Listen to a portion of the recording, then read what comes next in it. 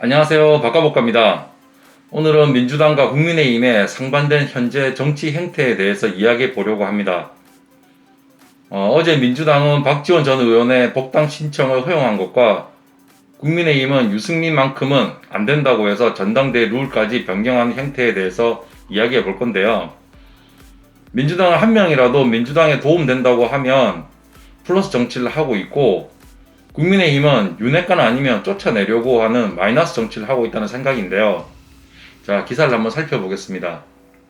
민주당 논쟁 끝에 박지원 복당 허용, 이재명 결단 최고위가 수용했다.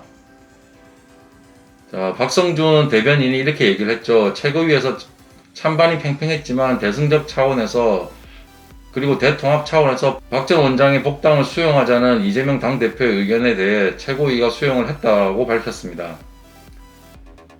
그러면서 민주당이 하나의 단일 대우를 형성하는 데 있어서 박 전 원장도 같이 가야 한다고 당대표가 결정했고, 이것을 최고위원이 수용했다고 하는 겁니다.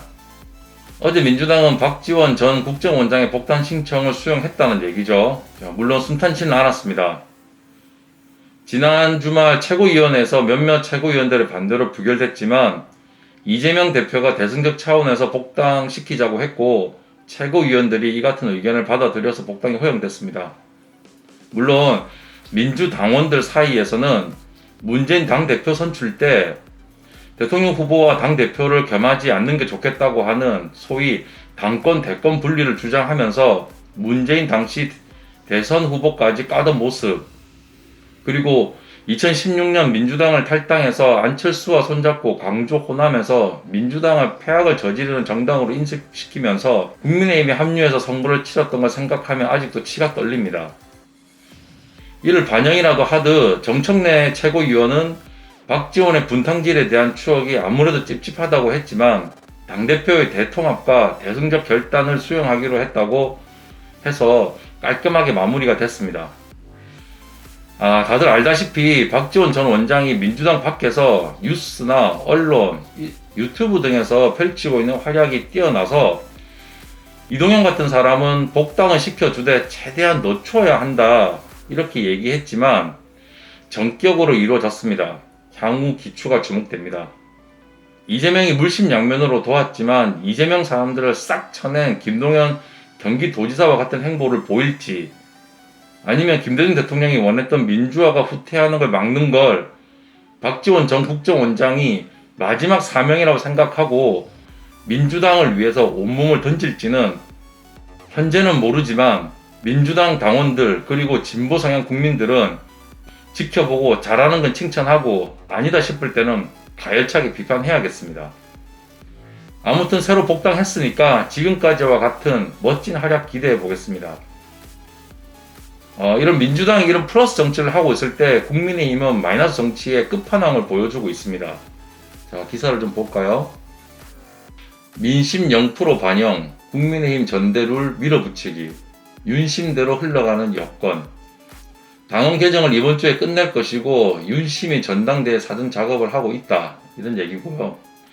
정진석 비대위원장이 국민의힘 비대위 전체 회의에서 당원 개정안 및 당대표 최고위원 선출 규정 개선안을 비대위 만장일치로 의결해서 당원 개정안의 핵심은 100% 당원 선거인단 투표로 당 지도부를 선출하자고 하는 걸로 마무리가 된 것 같습니다. 내년 초 전당대회에서 선출될 국민의힘 당대표 선출 룰을 기존 당대표 70, 여론조사 30에서 당원투표 100%로 변경했습니다. 자, 이건 무조건 유승민은 안 된다는 윤석열의 의지가 반영된 거겠죠. 당원투표 100% 해도 걱정이 됐는지 결선투표를 해서 윤핵관들이 분열됐으면 결선투표에서 단일화시켜서 유승민을 이기겠다는 걸로 풀이됩니다. 비대위의 이 같은 주장에 안철수는 골목대장 뽑나 친목회장 선거 아니지 않냐고 비판했지만 국민의힘에서 안철수에게 갈 여론이나 지지는 없어 보입니다. 자, 철수씨 이 꼴을 당하려고 그리고 국회의원 한번 해보려고 단일화 했는지 이렇게 한번 물어보고 싶습니다.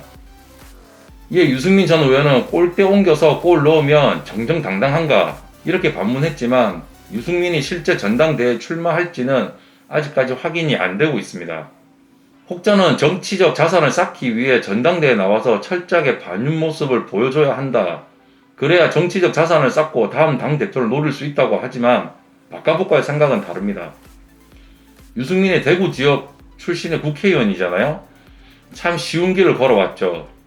대충 보면 어떤 느낌이냐면 고집 센 선비 같은 모습입니다. 조선시대로 생각하면 온건 보수파 사대부 같은 그런 사람의 모습이 생각이 납니다. 자기 목숨 걸고 정치하는 사람이 아니라는 거죠. 저번 지자체 선거에서도 될 것 같으니까 경기도지사에 나왔던 거지, 험진이 힘들지만 정치 생명 걸겠다 이런 생각으로 정치하는 사람은 아니라는 말이죠. 저는 조심스럽게 유승민 의원의 이번 전당대회 불참을 예고해 봅니다. 뭐가 되든 국민의힘은 대선 주자급 정치인 한 명을 어떻게든 당에서 매장시키고 있는 형국입니다. 주위에 싫은 소리 하는 사람 못 두는 누군가의 심사를 계속해서 건드린 게 화근이 된 게 아닐까요? 혹시 대선 주자 토론회 때 천공 이야기해서 미운 틀이 박힌 걸까요? 아무튼 민주당은 한 사람이라도 더 모아서 당의 활력과 힘을 집중하는 모양새고요.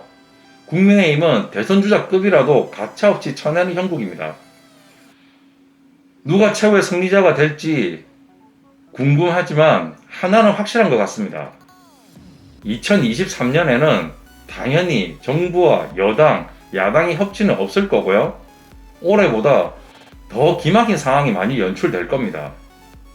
이때를 대비해서라도 민주당은 이재명 대표를 위시해서 더욱더 힘을 모으고 강하게 투쟁하는 야당의 모습으로 탈바꿈해야겠습니다. 이상 박가복과였습니다. 감사합니다.